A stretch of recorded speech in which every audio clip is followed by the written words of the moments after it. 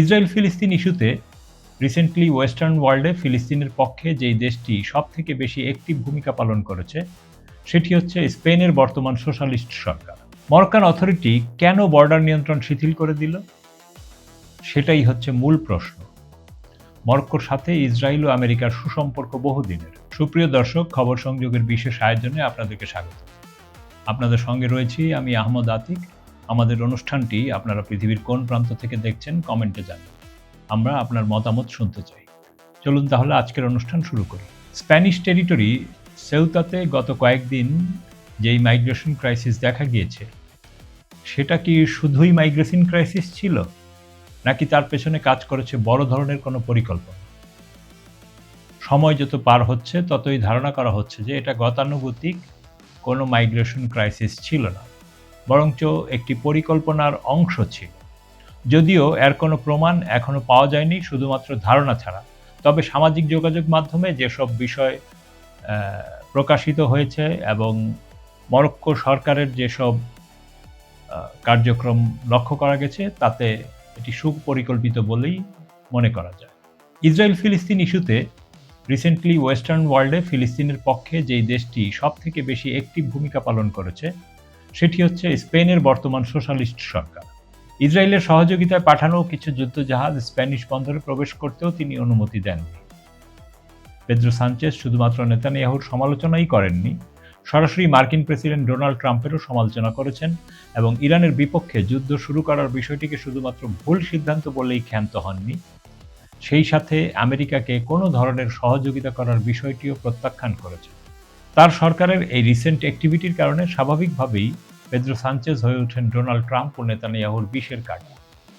ধারণা করা হচ্ছে তার সেই ফিলিস্তিনের পক্ষে কথা বলার অপরাধেই শাস্তি হিসাবে মরক্কোকে ব্যবহার করে এই ক্রাইসিস তৈরি করেছে ইসরায়েল ও ইউএসএ, যাতে করে স্প্যানিশ জনগণ সানচেজ সরকারের বিপক্ষে চলে যায় এবং সরকার নড়বড়ে হয়ে ওঠে।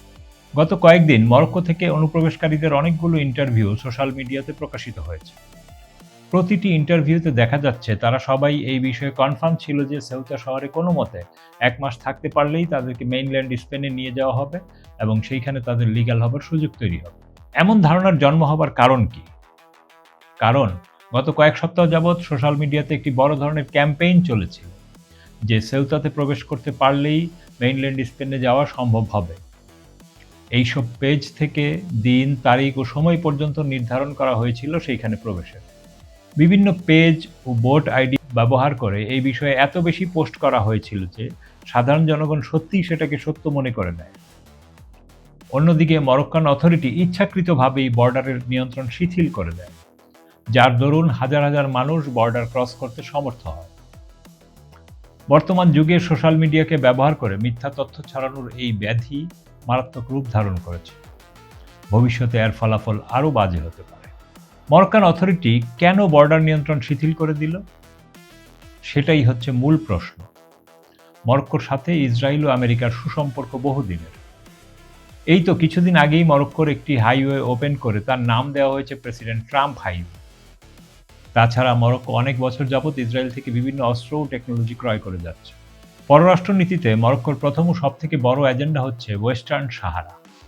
কয়েক বছর আগে ইসরায়েল এই ওয়েস্টার্ন সাহারাকে মরক্কোর অংশ হিসেবে অফিসিয়ালি ডিক্লেয়ার করেছে এবং বিনিময়ে মরক্কো সাইন করেছে আব্রাহাম চুক্তিতে। বর্তমান মরক্কন রাজপরিবার এবং ইসরায়েল খুবই ঘনিষ্ঠ পার্টনার। সুতরাং এটা একদমই অস্বাভাবিক নয় যে মরক্কান অথরিটি বর্ডার নিয়ন্ত্রণ ছেড়ে দিয়েছে ইসরায়েলের নির্দেশেই। উদ্দেশ্য হচ্ছে স্প্যানিশ সরকারকে অস্থিতিশীল করা। আর এই ঘটনাটি ঘটল ঠিক এমন সময় যখন স্পেনে চলছে তাদের ইতিহাসের অন্যতম বড় ওয়াইল্ড ফায়ারের দুর্ঘটনা। আপনার মতামত কি?